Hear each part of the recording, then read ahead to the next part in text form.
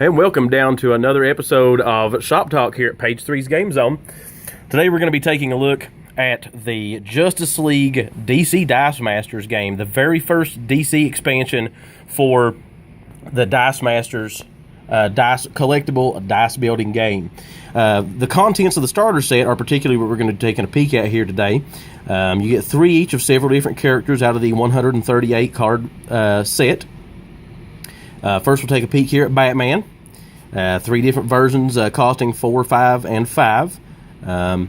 And there are 2 dice with the Batman that come with each of the characters. And there's a couple of the faces that you can see for Batman. Superman, ranging in cost from 6 to 7 in the starter set. So, of course, you have the 2 big dogs for DC in the starter set here. The Superman dice are a little bit hard to see. Not just because of any contrast in the background, but they're actually just a little bit difficult to see. But that's okay. Superman's still a solid character. He can't be damaged during the attack step. Yes, sir. All right. Who else do we have here? Martian Manhunter, ranging in cost from 4 to 5. A couple of the sides that you can see there on his dice. His most basic form, he gets +2 attack when he's blocked until the end of the turn. So, playing on his ability to, well, adapt, if you will, to other characters and their abilities and powers. So, Wonder Woman takes a step into the game. All of her cards in the core set here in the starter set cost 4, or dice. Excuse me. And of course, her most of her abilities operate on villains. Which is pretty typical for Wonder Woman, in whether it be in the DC deck building game, in the versus system trading card game, and so forth. So operating on the villains. So pretty neat. Wonder Woman. All right, one of the next heroes in the set, Zatanna. All of her cards cost 3. Her dice, I'm going to keep saying cards, I'm sure. All of her dice cost 3.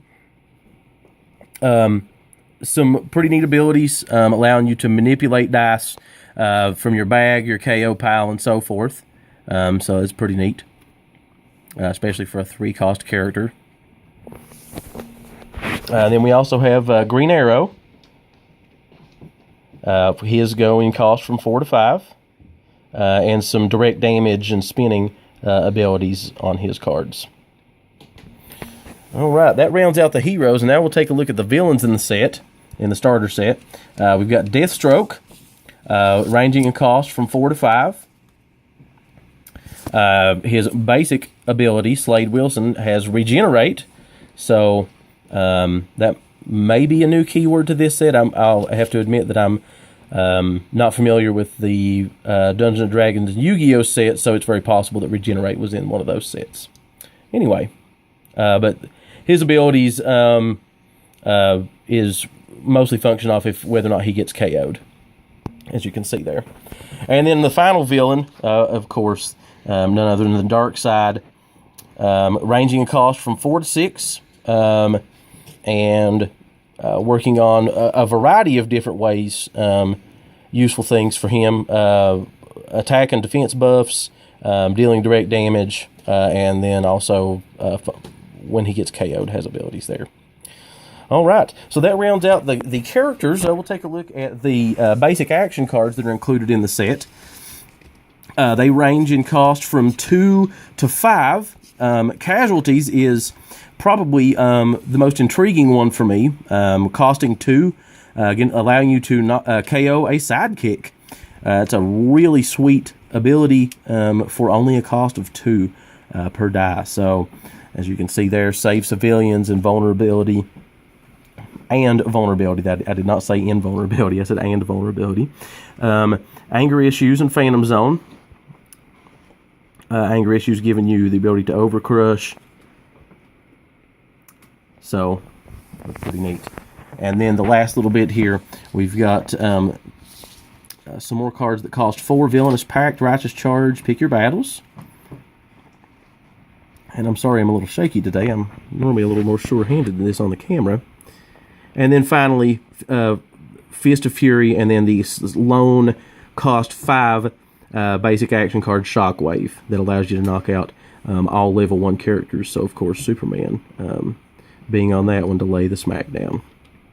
All right. Well, we'll come back here in just a moment and talk about some of our thoughts on the game, and we'll take a peek here at the playmat for Justice League, and we'll be right back. And we're going to continue our look at the DC Dice Masters Justice League set, DC's very first venture into the Dice Masters game system, by talking about some of the cards that out of the starter set that we find intriguing. So I guess I'll start us off here. Taking a look at the Stage Magician Zatanna that costs 3 to field. Her card ability says, when Zatanna blocks, draw a die from your bag. If it is a sidekick, put it in your prep area, and Zatanna takes no damage this turn. Otherwise, return that die to your bag. I've really become intrigued with most of Zatanna's abilities in different games that I've seen her in. Here, this moving things around, giving you other options. I guess it really is a way to showcase her magic. And I think this card captures that ability quite well. I like that. I like the ability of anytime you can draw extra dice, or cards in a card game, but dice in this game, those are just such good abilities, and I really like those. So the Stage Magician Zatanna. For my first card, it was Green Arrow, the Oliver Queen. When fielded, Green Arrow deals 2 damage to each of up to 2 target characters, which is really nice to do some damage right off, clear out the field to try to get through some attacks. Obviously not my first pick. I had some other picks, but they were taken, so that was my next best. And that's a really cool ability. It's still a good ability. Yes. Direct damage, whether it be to characters or players, that's solid. Especially the when fielded, so as soon as you play him. Yeah, as soon as you play him, it's boom. Yeah. Which is nice. Yep, I agree. That's it. My card was the Terminator Deathstroke. He costs 5 to field. It says, if Deathstroke is KO'd, draw a die. If it's a villain, add it to your prep area and return Deathstroke to the field at the same level. This does not count as fielding Deathstroke. Otherwise, return the die to your bag. Very nice. I really like that, especially whenever you pair it with some of the dark side cards. Mm-hmm. You'll be able to draw another dark side and put it in your prep area and have him set, and then Deathstroke stays out to keep defending for you. Yep. Amen. Yeah. Ugh. Especially with a 2-cost 6/6 at the level 3. My Green Arrow was a 4 cost. I think I forgot to mention that. Speaking of dark side, one of the other cards that I want to take a look at is the In Search of Anti-Life Dark Side. He costs 5 to field. His ability reads, when Dark Side attacks, he deals damage equal to his level to target character or player. And my interest in this card is exactly what I just had mentioned with Deathstroke there, and even for Green Arrow, I like direct damage. Back in the day when I played Magic, I didn't play a lot of red, but the ability to deal direct damage to someone is pretty solid.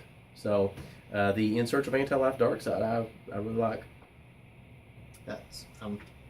I can't argue with that. I like direct damage. I like clearing out the opponent's field as well. My next choice was Batman, the world's greatest detective. It's a 5-cost Batman. While Batman is active, whenever you field a different Justice League character, you gain a life. It's fantastic. He also has the Retaliation ability, which if affiliated character is KO'd, you deal 1 damage to opposing player, which is another direct damage. I really like that. Yep. That I really like. And also rewarding you for playing with affiliated characters. You gain health, and you're doing direct damage. Fantastic. Yep. It's Batman. Versatile as heck. The world's greatest detective. Yep. Yeah. My next card was the John Jones Martian Manhunter. John Jones is actually spelled out in English instead of the whatever it's spelled out on the other one. It's J''ONN. Okay. That's Martian. Martian. Yeah. He costs 5 to Oh, it's, when Martian Manhunter attacks, deal 1 damage to target character. If that character is KO'd, another opposing character must block Martian Manhunter this turn if able. So, and as usual, with again, this is kind of like Zatanna. Some similar, we've got abilities of these characters that have kind of gone through some other games. Yeah. A la like a DC deck building game nod there, where his ability, he has multiple abilities. You can't really pigeonhole him into something because he's probably going to figure something else out. I like that, if he KOs that character, another character must block, because all of his dice are really high attack, so he's probably going to knock out another character for you. Man, sounds good to me. Yeah. All right, we'll wrap up here. We've got take a look at some of the basic action cards. I'm going to take a look first at the 2-cost casualties card that I had pointed on a little bit when we were taking a look at the components. The ability for casualties is KO a target sidekick, and on its double burst side, it says KO an additional target sidekick if able. It also has a global ability that says pay a fist or a lightning, gain 1 life whenever an opposing sidekick is KO'd this turn. So it's letting you kill stuff And then gain and life. reap rewards for it beyond just killing stuff. Wow, very nice. So, I mean, for 2, a basic action die for 2, that's awesome. I mean, this almost could go in any deck, army, whatever you want to call a Dice Masters group. I was going to put Casualties. teams. Team, okay. That'd probably go really well with that Martian Manhunter who's now. Yes, Yep. very. Again, casualties, the basic action die. Okay. Mine was actually, I was kind of in a hurry, but it's Fist of Fury, basic action die. It's 4 cost. Granted, I kind of went through them real quick and only picked it because it had Batman and Joker on it. So, but it's still got really good ability. It's 4 cost, but it deals 1 damage to a target unit. If you get 1 burst, it deals 2 damage to a target unit. And if you get 2 burst, it deals 3 damage if